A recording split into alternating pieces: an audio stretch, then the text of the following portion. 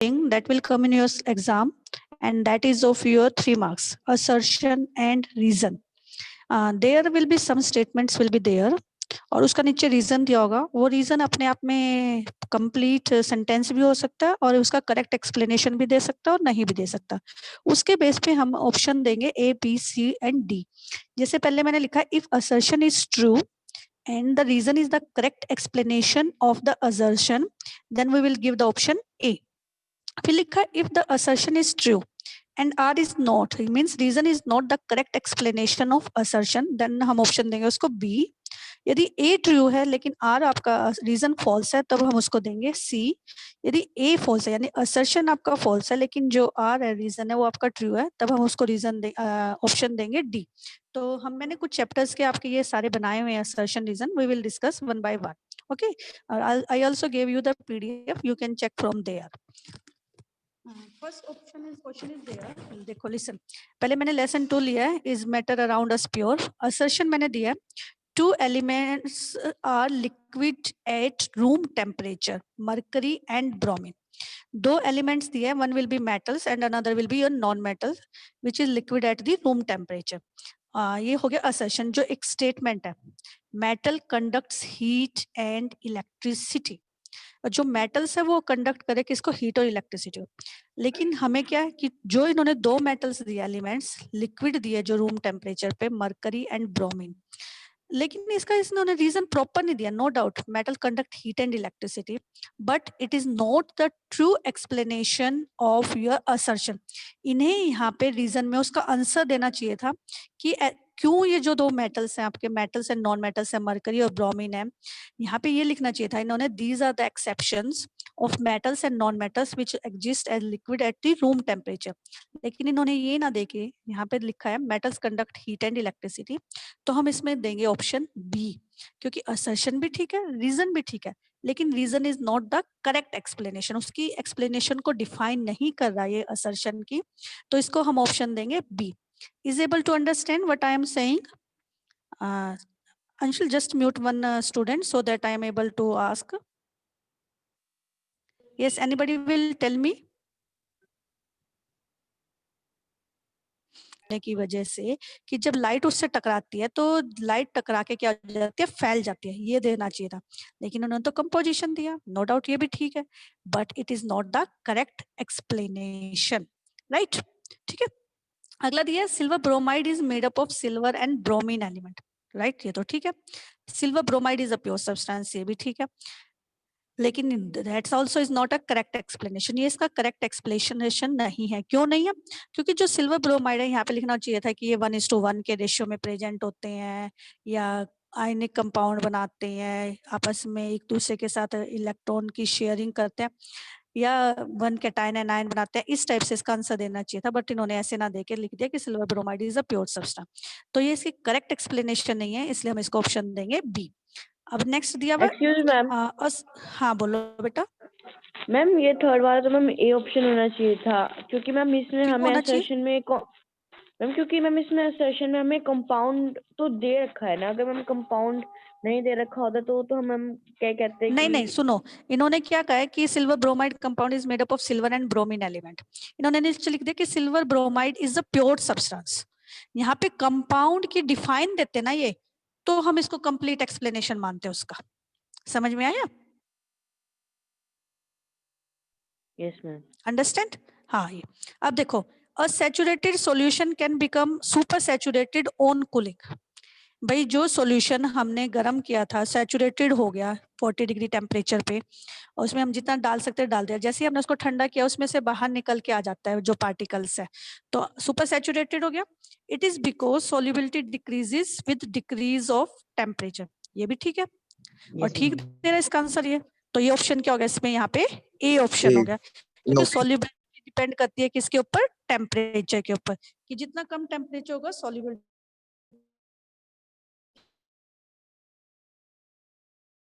उतनी ही. ऑप्शन इसमें A B C D लिखा होगा, जैसे मैंने फर्स्ट पेज पे लिखा था, और आपको उसी के अकॉर्डिंग ए लिखना है, बी लिखना है, सी लिखना है या डी लिखना है, depending upon the type of the assertion and reason. Right, जैसे इसमें दिया, आवाज आ रही है मेरी? मैम आ रही है, Yes, पहले ma'am. बीच में सुन रही थी, तब मैंने कुछ पूछा था। बीच में कट गई होगी। ठीक है। अब लिखा है 5 ml of alcohol is dissolved in 75 ml of water. The volume by volume percentage is 6.25। इन्होंने कहा है कि जो जब हम 5 ml अल्कोहल को 75% में डालते हैं तो 5/80 बन जाता है, तो आपकी जो परसेंटेज आती है वो 6.25 आती है। Volume changes with temperature. Temperature तो नहीं होना चाहिए था ना यहाँ पे। यहाँ पे तो क्या होना चाहिए था कि सॉल्युबिलिटी है, पानी डालने से घट जाती है या बढ़ जाते है, ये रीजन देना चाहिए था। इसलिए लेकिन इन्होंने दे दिया कि volume changes with change in temperature. No doubt वो डाउट है, लेकिन इसको एक्सप्लेन नहीं कर रहा, तो इसलिए स्टेटमेंट को हम क्या बोलेंगे, B option. Right, first page. Second page क्या कहता है, अब चैप्टर 3 से related the structure atoms and molecule. पहला असर्शन रीजन क्या कहता है, the mass of one atom of hydrogen is 1.66 into 10⁻⁻24 gram. Right, ठीक है। ये भी असर्शन रीजन क्या दे रखा है, one mass of one atom is you, यानी एक एटम को हम यू से डिफाइन करते हैं। व्हाट इज दिस, ये भी ठीक है कि एटॉमिक मास या यूनिफाइड मास से डिफाइन करते हैं, लेकिन इसमें हाइड्रोजन का तो कहीं भी रोल आया ही नहीं रीजन में, तो हम इसको क्या ऑप्शन देंगे, बी ऑप्शन देंगे। अब जैसे असर्शन नेक्स्ट दे दिया इन्होंने, असर्शन नंबर 7 कि water obtained by every source contains hydrogen and oxygen in the ratio of 1:8 by mass. कि कहीं से भी हम वाटर ले लें, उसके अंदर हाइड्रोजन और ऑक्सीजन होंगे और उनका रेशियो क्या होगा, 1:8 होगा बाय मास। और रीजन क्या दे दिया, ओन इलेक्ट्रोलिसिस ऑफ वाटर। जब इलेक्ट्रिसिटी पास करते हैं, the volume of hydrogen obtained is double than that of the oxygen. यानी जो दो आपको वॉल्यूम किसके मिलेंगे, हाइड्रोजन के मिलेंगे, और एक वॉल्यूम आपको किसका मिलेगा, ऑक्सीजन का मिलेगा। नो डाउट, ये भी ठीक है। लेकिन जब इन्होंने ऊपर हमें ये कहा कि water obtained by every source contains hydrogen and oxygen in the ratio of 1:8 by mass, तो यहाँ पे law of conservation of mass को बताना चाहिए था इन्होंने रीजन में, जबकि इन्होंने तो इस चीज को बताया ही नहीं। तो ये क्या हो गई आपकी, बी ऑप्शन हो गई। अंडरस्टैंड। नेक्स्ट असर्शन क्या कहता है, 52U of helium atom contains 13 atoms, कि उसके अंदर 13 मोल्स होते हैं 52U के अंदर, और 4U is the mass of one atom of the helium. ये भी ठीक है, तभी तो 12/4 किया, तभी तो 13 आए हमारे। हम इसको क्या कह सकते हैं, it is both are your correct options. ठीक है। अब नेक्स्ट क्या कहता है, formula unit mass of CaCl2 is 111U, यानी जब हम इसको कैलकुलेट करेंगे that will be comes out to be 111U। अब देखो 32 gram of oxygen contains 6.022 into 10⁻23 molecule. ये भी ठीक है, क्योंकि अकॉर्डिंग टू मॉल कंसेप्ट जो एटॉमिक मास होता है ऑक्सीजन गैस का, उसके अंदर उतने मॉलिक्यूल्स किसके प्रेजेंट होंगे, एवोगैड्रो नंबर के प्रेजेंट होंगे, 6.022 into 10⁻23 मॉलिक्यूल्स। बट ये CaCl2 से तो कंफर्म ही नहीं कर रही, CaCl2 को तो कुछ डिफाइन ही नहीं कर रही, उसको एक्सप्लेन नहीं कर रही, इसलिए हम इसको ऑप्शन देंगे क्या, बी। ठीक है। अब देखो एक बिल्कुल आया नेक्स्ट, जिसमें असर्शन और रीजन दोनों ही में से एक ठीक है और एक आपका क्या है, गलत है। The valency of phosphate radical is -4। Phosphate radical किसको बोलते हैं, PO4 3 नेगेटिव। जैसे मैं कहूँ PO4 3 नेगेटिव है, इसके अंदर इसने क्या कहा है कि इसकी जो वैलेंसी है वो -4 है। एक तो है वैलेंसी कभी भी माइनस में नहीं आती, वैलेंसी हमेशा प्लस में ही रहती है, यानी उसके आगे हम कोई भी चार्ज नहीं लगाते। जो चार्ज होता है वो प्लस और माइनस होता है। वैलेंसी आपकी किस में रहेगी, 2, 3, 4, 6 जो भी है। अब इसमें यार मान लो हम इसके कैलकुलेट भी करें तो 5 आ रही है इसकी, +5, और इन्होंने कितने दिए, -4, या वैलेंसी ऑफ फॉस्फेट रेडिकल की -3, यानी पहले तो गलत हो गया हमारा। अब इसने क्या कहा, 2 gram of hydrogen contain 6.022 into 10⁻23 atoms. चलो ये मैं मान सकता है कि ये आपका क्या है, ठीक है, लेकिन असर्शन गलत है, रीजन ठीक है। रीजन ठीक होने का मतलब ये है कि ये अपने आप में किसी ना किसी स्टेटमेंट को क्या कर रहा है, वेरीफाई कर रहा है, ठीक दे रहा है, इसलिए हम इसको कहेंगे रीजन इज करेक्ट। तो जो ऑप्शन बनेगा वो आपका क्या बनेगा, डी ऑप्शन बनेगा। If assertion is false and reason is true then it will be known as your option D. Okay ma'am reason इससे थोड़ी रिलेट कर रहा है, पर जैसे इसमें, हाँ मैंने कब का रीजन इससे रिलेट कर रहा है, रीजन जरूरी नहीं है उससे रिलेट। तो गलत हुआ, जैसे पहले हो रहे थे कि असर्शन अलग है तो रीजन भी उस जैसा होना चाहिए, तो ये तो दोनों ही मैंने अलग क्या है। कहा, मैंने बिल्कुल अलग है, लेकिन जो रीजन है वो अपने आप में एक कंप्लीट स्टेटमेंट है, किसी ना किसी चीज को वो वेरीफाई कर, इसलिए हम उसको डी ऑप्शन देंगे कि दोनों में से वो ठीक है, कहीं ना कहीं किसी ना किसी चीज में चल रहा है। इसलिए ये तो चीज मैं समझाना चाह रही हूँ आप लोगों को कि that are confusing in the nature, इसीलिए मैंने आज स्पेशली इसके लिए क्लास ली, so that you will be able to understand what I want to say. Reason ये देखो वो उसको एक्सप्लेन कर रहा है या नहीं कर रहा है, फर्स्ट रीजन। फिर देखो कि वो अपने आप में कंप्लीट स्टेटमेंट है या नहीं है, whether it is related to that और नॉट। यदि उससे रिलेटेड है तो हम उसको बी ऑप्शन देंगे। यदि असर्शन ही गलत हो गया लेकिन रीजन है वो किसी न किसी चीज को कंप्लीटली एक्सप्लेन कर रहा है, वो चाहे हाइड्रोजन को एक्सप्लेन करे या किसी को भी एक्सप्लेन करे, वो ठीक कर रहा है, तो हम उसको रीजन को ट्रू मानेंगे उस केस में। ठीक है, अब दिखा हुआ देखो, the formula of the sodium carbonate is Na2CO3। ये तो ठीक है, फॉर्मूला ऑफ सोडियम कार्बोनेट। अब देखो ये जो कहा है इन्होंने, फॉर्मूला कैसे बनता है, while making writing the formula of a compound the valencies of cation and anions are crossed। कि मान लो मैं कहूँ कि यहाँ पे Na है और यहाँ पे आपका कार्बोनेट है, इसकी +1 है, इसकी -2 है, तो देयर विल बी क्रॉस, दोनों की क्या हो रही है, क्रॉस हो रही है। तभी तो मेरा फॉर्मूला बना। तो यानी जो ये फॉर्मूला ऑफ सोडियम कार्बोनेट, हाँ बोलो। यस बेटा। मैम आपकी आवाज कट रही है। बिल्कुल कटी होगी बेटा, मैं इसको मैम दोबारा आपकी एक्सप्लेन कर आवाज देती हूँ। कट रही है बार बार। अब आ रही है? Is it Audible now? Yes ma'am, पहले भी आ रही थी। चलिए हम देखो, पहले तो कट रही मैंने थी, क्या, अब आ रही है। ठीक है, कोई बात नहीं बेटा, बीच बीच में ना actually I am in school तो अपना नेट यूज करूँ, maybe there will be some problem. The formula of sodium carbonate is Na2CO3। Sodium carbonate का फॉर्मूला है, यही होता है फॉर्मूला, यानी ये ठीक है। तो while writing the formula of a compound the valencies of the cations and anions are crossed. कि ये जैसे मैंने लिखा है, सोडियम का वैलेंसी होती है +1, कार्बोनेट की होती है -2, जब हम इसको क्रॉस मल्टीप्लाई करते हैं तो Na2 और CO3 बनता है, यानी ये इसको एक्सप्लेन कर रहा है, इसलिए मैंने यहाँ आंसर क्या लिखा, आपका ए आंसर लिखा है, यानी assertion is true, reason is true, and reason is the correct explanation of the assertion, that's why I am writing this option A। understand? अब जैसे मैंने फिर सेल के डाल दिए इसमें, मैंने सभी चैप्टर्स के बनाए हैं, I already given to you, कि जैसे दिखा है CO2 एंड ऑक्सीजन, यानी carbon dioxide and oxygen move across the cell membrane by a process called diffusion. कि हमारे बॉडी के अंदर, सेल के अंदर जब ये कार्बन डाइऑक्साइड और ऑक्सीजन ट्रांसफर होती है, एक्सचेंज होती है, कौन से प्रोसेस के द्वारा होती है, डिफ्यूजन। ठीक है, ये तो रीजन क्या कहता है कि this movement is due to cells affinity towards the gas. ये कह रहा है कि जो सेल की मेम्ब्रेन है उसकी एफिनिटी होती है कि वो गैसेस को एक्सचेंज होने दें। ठीक है, लेकिन इसको एक्सप्लेन नहीं करा हम, ये डिफ्यूजन किसकी वजह से होता है, from higher concentration to lower concentration. ये चीज इसको यहाँ लिखनी चाहिए थी, लेकिन यहाँ पे क्या ऑप्शन दिया मैंने इसको, C movement is due to cells affinity towards gases is not the right. ये इसकी वजह से नहीं होता है कि कोई भी मेम्ब्रेन होगी उसकी एफिनिटी हो जाएगी गैसेस की तरफ, इसलिए वो यहाँ पे डिफ्यूजन की प्रोसेस हो गया।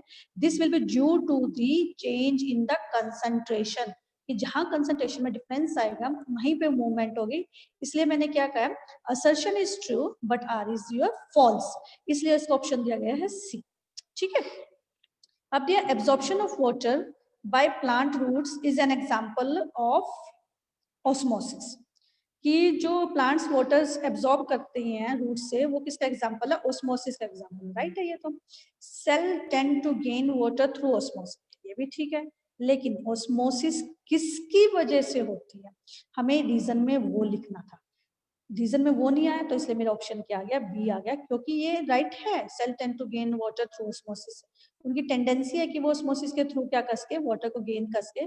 लेकिन ऑस्मोसिस होती किस वजह से, from higher concentration to lower concentration by a membrane, बीच में एक मेम्ब्रेन होगी, उसके थ्रू जो आपका वाटर का मूवमेंट होगा वो ऑस्मोसिस कहलाएगा। वो ना लिखे, उन्होंने लिख दिया कि cell tend to gain water through osmosis, ये भी ठीक है, लेकिन that is not the correct explanation, इसलिए मैं इसको ऑप्शन दूंगी बी।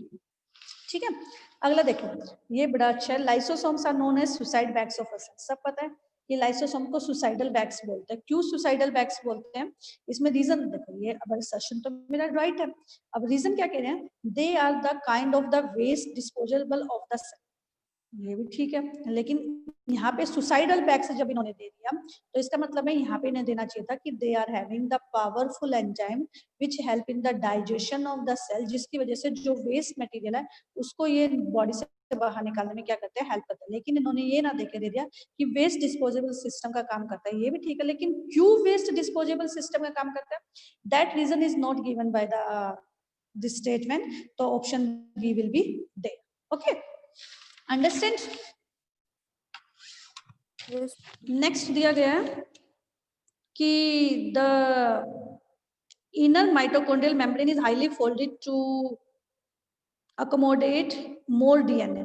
आपको पता है डीएनए का स्ट्रक्चर बताया हुआ है, जो आउटर लेयर है वो सिंपल होती है, जो इनर लेयर है वो हाईली फोल्डेड होती है, जिसकी वजह से मोर डीएनए, ये कह रहा है कि डीएनए ज्यादा आ जाए, नहीं, they have to regulate the function of other cell organelle. ये तो ठीक है, जो माइटोकॉन्ड्रिया को सेल ऑर्गेनेल के दूसरे फंक्शन को क्या करना पड़ता है, रेगुलेट करना पड़ता है, कि जहां भी बॉडी को एनर्जी की, सेल को एनर्जी की जरूरत पड़ेगी वहीं पे उसके पास राइबोसोम के पास पहुंच जाएगा, आपका गोल्जी बॉडीज के पास पहुंच जाएगा, एंडोप्लाज्मिक रेटिकुलम के पास पहुंच जाएगा डीएनए। ये तो ठीक है, लेकिन ये गलत है, क्योंकि मोर डीएनए नहीं बनाना उसको यहाँ पे बनाना है, मोर प्रोटीन वगैरह बनाना है, तो इसलिए असर्शन गलत है।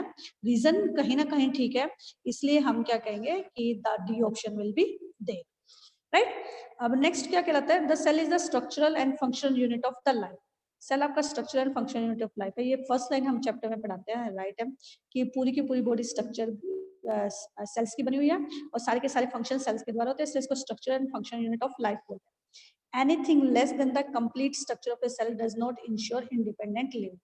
अब ये अपने आप में ठीक है, लेकिन यहाँ उन्होंने क्या कहा, स्ट्रक्चर एंड फंक्शनल यूनिट क्यों है वो रीजन नहीं दिया इन्होंने यहाँ पे, that's why I am going to give it option B, कि असर्शन भी ठीक है, रीजन भी ठीक है, but reason is not the correct explanation of the assertion, that's why I am going to set that the option B will be correct. क्यों?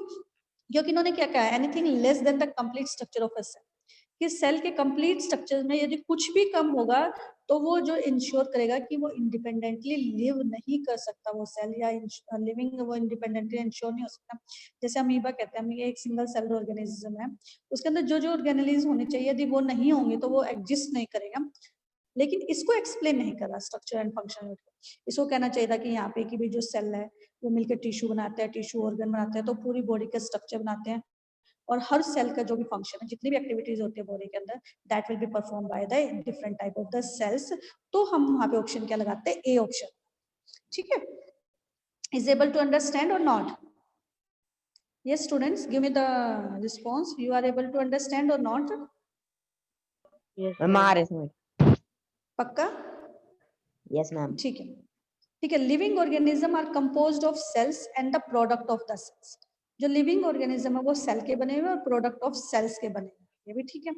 All cells arise from the pre existing cell, सारे cell पुराने existing से कहते हैं, जो लीवन hook के scientist के द्वारा बताया गया था कि all the living cells are made up of your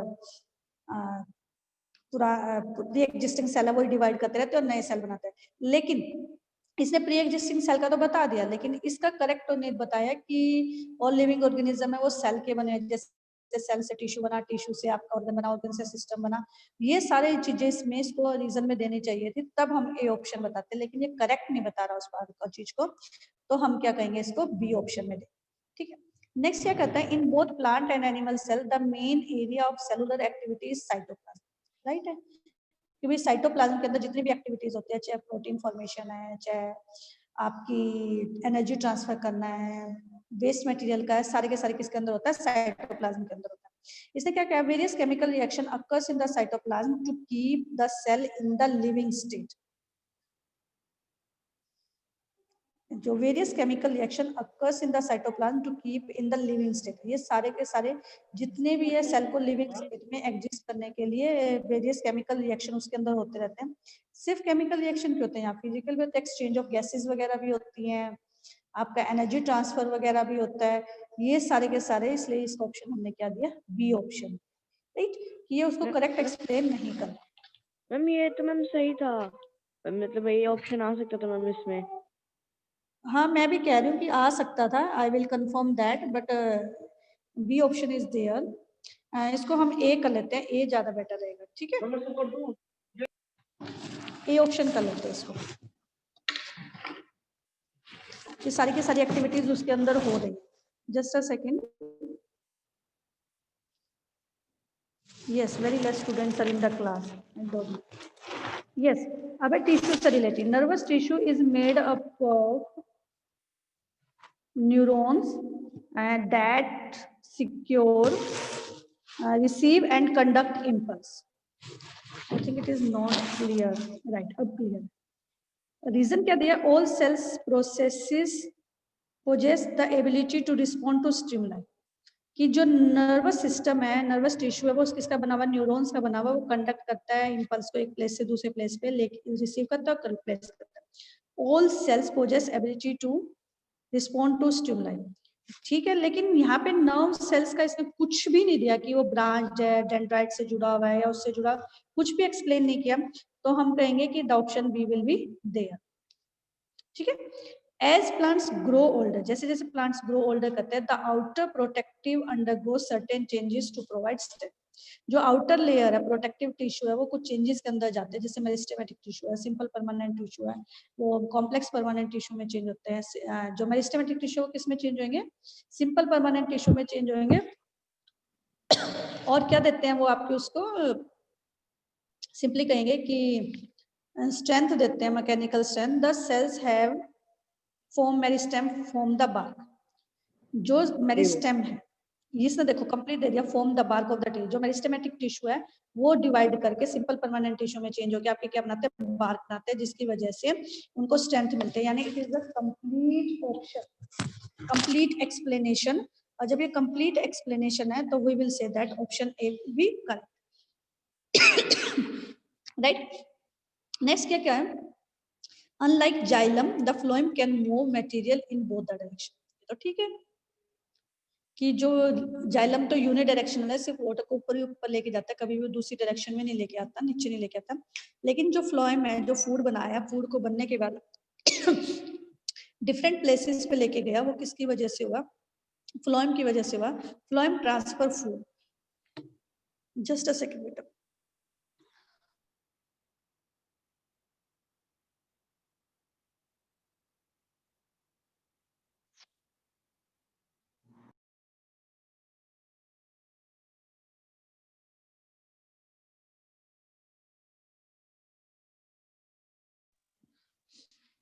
जो फ्लोएम में ट्रांसफर फूड को ट्रांसफर करता है, ठीक करता है.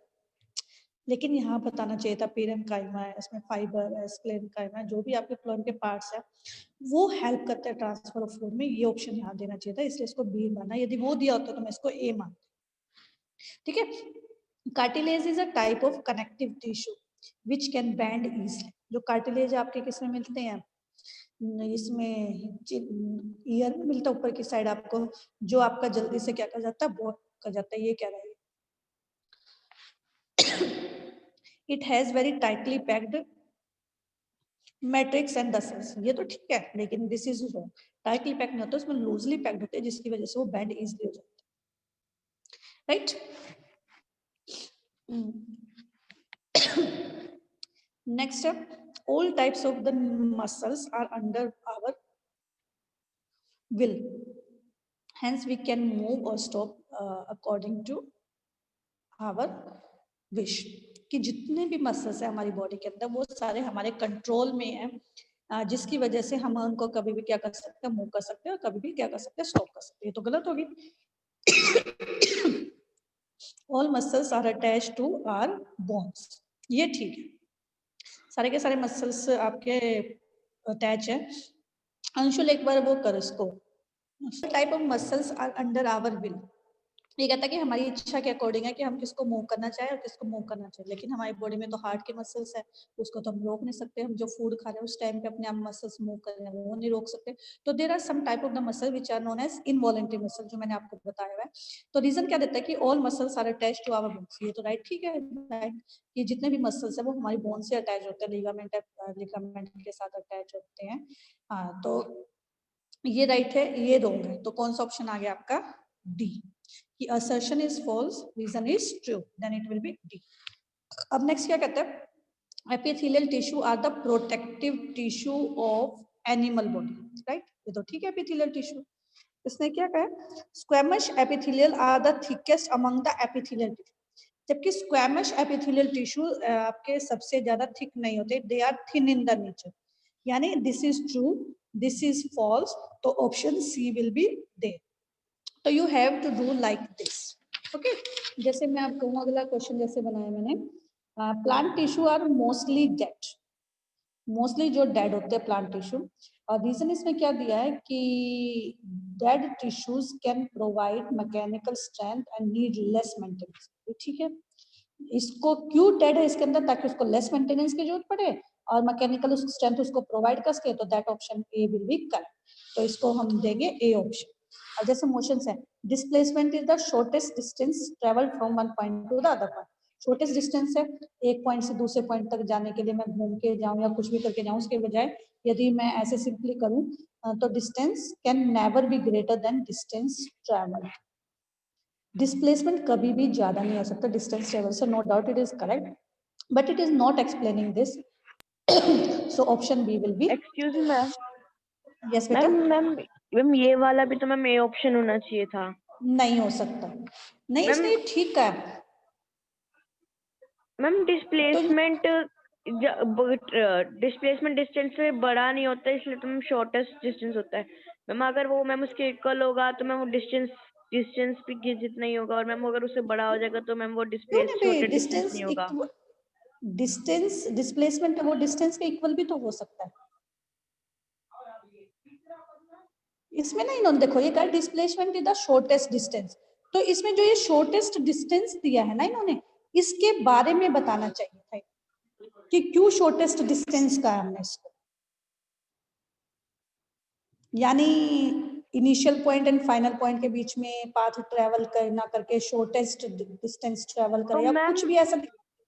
हाँ बोलो। तो मैम अगर displacement can never be greater, अगर मैम यहाँ पे ये लिखा होता ma'am displacement can be greater than distance, तो मैम वो तो मैम अपने आप ही गलत हो जाता। फिर तो मैं इसको सी ऑप्शन देती बेटा, फिर तो मैं सी ऑप्शन देती। यदि मैं लिख देती कि displacement can be greater than the distance travel, then C option will be there, तब तो सी बनता, क्योंकि कभी भी ज्यादा हो ही नहीं सकता डिस्प्लेसमेंट डिस्टेंस से। लेकिन ये ठीक है, मैं ये नहीं कह रही कि ये गलत है, displacement can never be greater than the distance travel, इससे कभी भी ज्यादा नहीं हो सकता। लेकिन जो ये शॉर्टेस्ट डिस्टेंस है, इट इज द डिस्प्लेसमेंट का हम ये लिख सकते थे कि भाई ये जो दो आपके इनिशियल पॉइंट है फाइनल पॉइंट है, उनके बीच के गैप को डिस्प्लेसमेंट बोलते हैं, तो हमें ऐसे लिखना चाहिए यहाँ पे शॉर्टेस्ट डिस्टेंस, इसलिए इसको बी ऑप्शन दिया गया। ठीक है, बाकी मैं एक बार कंफर्म कर लूंगी किसी और टीचर से, then I will tell you on the message. ठीक है, uniform circular motion is also called accelerated motion. जब कोई भी चीज सर्कल में घूमती है तो हम उसको बोलते हैं एक्सीलरेटेड मोशन। रीजन क्या दिया कि the direction of the motion changes at every point, so velocity is not constant. Speed तो कांस्टेंट रहती है, लेकिन वेलोसिटी आपकी क्या होती रहती है, चेंज करते रहते हैं, क्योंकि जब हम एक सर्कुलर मोशन में मूव करते हैं तो हर पॉइंट पे आपकी वेलोसिटी क्या होती है, चेंज होते हैं। अब जब वेलोसिटी आपकी हर पॉइंट पे चेंज हो जाए तो आपका वहां पे एक्सीलरेशन होगा। जब एक्सीलरेशन होगा तो उसको बोलेंगे एक्सीलरेटेड मोशन, इसलिए ए ऑप्शन इज डी। ठीक है, sun appears to rise in the east and sets in the west, ये तो ठीक है।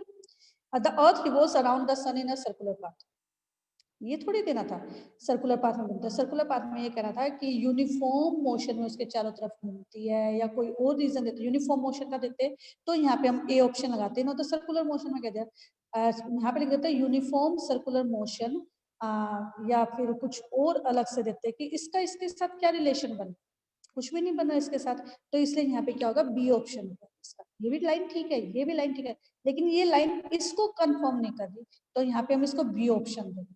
कई बार ना ऊट पटांग से आ जाएंगे ऐसे छोटे मोटे से, उसको देख के करना। Position time graph of an object at rest is a straight line parallel to time axis, यानी मैं ऐसे कोई ग्राफ बनाऊं, यहाँ पे मैं टाइम दूं और मैं यहाँ पे डिस्टेंस दूं, तो मेरा पोजीशन टाइम ग्राफ ये बना कि स्ट्रेट लाइन बनना है पैरेलल टू प्रिंसिपल एक्सिस, ये प्रिंसिपल एक्सिस है, इसके स्ट्रेट लाइन बनना है, तो यानी टाइम बढ़ता जाएगा, डिस्टेंस आपका नहीं बढ़ेगा, तो आपका क्या होगा, the object will be at rest. ठीक है, तो इसने क्या कहा, for a stationary object position does not change with the time, तो ठीक होगी कि जो डिस्टेंस है वो नहीं बढ़ेगा, पोजीशन चेंज नहीं होगी ऑब्जेक्ट की टाइम के साथ, तो इसलिए option A will be there. अब दिया an object can have constant speed but variable velocity, तो ठीक है कांस्टेंट स्पीड हो सकते हैं जब वो सर्कल में घूमे। In uniform motion the speed remains unchange, लेकिन यूनिफॉर्म मोशन में स्पीड रिमेन्स अनचेंज, ठीक है। मैम वेलोसिटी वेरिएबल है, क्यों वेलोसिटी वेरिएबल होता है, यहाँ पे ना लिखना चाहिए था at every point in a circular motion there will be change in the velocity takes place. वो ये लाइन यदि यहाँ पे लिखते तो मैं इसको ए ऑप्शन देती, लेकिन ये इन्होंने किसका दे दिया, स्पीड का दे दिया। वेलोसिटी वेरिएबल क्यों होती है ये नहीं दिया इन्होंने, तो that's why it is said you to you that is your B option. Excuse me अब मैम, अगला ठीक है, हाँ बोलो। मैम इसमें भी तो मैम ये हो सकता है मैम नहीं हो मैम सकता एक क्योंकि चीज एक्सप्लेन कर ही रहा है क्योंकि यस मैम, मैम असर्शन में एक दो चीज को चीजें रखी एक्सप्लेन है। कर रहा है ना, दोनों को तो नहीं एक्सप्लेन किया ना इसने बेटा, यही तो चीज मैंने अभी बोली है कि it explain the constant speed, लेकिन इसने वेरिएबल वेलोसिटी को क्यों नहीं एक्सप्लेन किया, क्योंकि वेरिएबल वेलोसिटी है। इसमें ये देना चाहिए था कि each point when we move in a circular path at each point there will be change in the velocity takes place, वो चीज लाइन लिखनी चाहिए, तब हम इसको ए मानते हैं। इसने आधा एक्सप्लेन किया आधा एक्सप्लेन नहीं किया, तब भी बी ऑप्शन जाएगा, तब भी बी जाएगा बेटा इसका। अब देखो दिया अगला, displacement N object may be zero, हो सकता है while distance travel by it is not zero, ये भी ठीक है कि भाई डिस्प्लेसमेंट तो जीरो हो सकता है, यदि आप सर्कल में घूमो तो आपका फाइनल पॉइंट और इनिशियल पॉइंट दोनों क्या हो जाएंगे, सेम हो जाएंगे, तो जीरो हो जाएगा, लेकिन डिस्टेंस तो जीरो नहीं होगा। The displacement is the shortest distance between the initial point and the final point of an object, यही लाइन उस पीछे वाले में ले देते ना, तो मैं उस ऑप्शन को ए मानती। तो यहाँ पे डिस्प्लेसमेंट इन्होंने दे दिया कि भाई डिस्प्लेसमेंट शॉर्टेस्ट डिस्टेंस है किसके बीच में, इनिशियल और फाइनल पॉइंट के बीच में, इसीलिए ए आपका ऑप्शन यहाँ पे क्या हो गया आपका ठीक हो, इसलिए ये इसको मैम इसमें डिस्प्लेसमेंट को फिर करेक्ट। इन्होंने डिस्टेंस यस को तो मैम, वो नहीं किया यस जैसे मैम, हम मैम उसमें इसमें बी दोनों को आना कर रहे चाहिए थे। था। नहीं इसमें इसमें ए भी ही हम आएगा, क्योंकि मैम देखो अगर मैम अगर मैम हाँ इसमें बोलो, ये लिखा होता if the initial and final point of an object is same so the displacement is zero but distance covered may be greater than zero. Ma'am इसमें रीजन अगर ये लिखते तो मैम ये शायद ये सही होता। तब भी ठीक होता। इसने क्या कहा है देखो, displacement of an object may be zero, displacement of an object may be zero while distance travelled by it is not zero, इसने कहा कि distance travelled is not zero.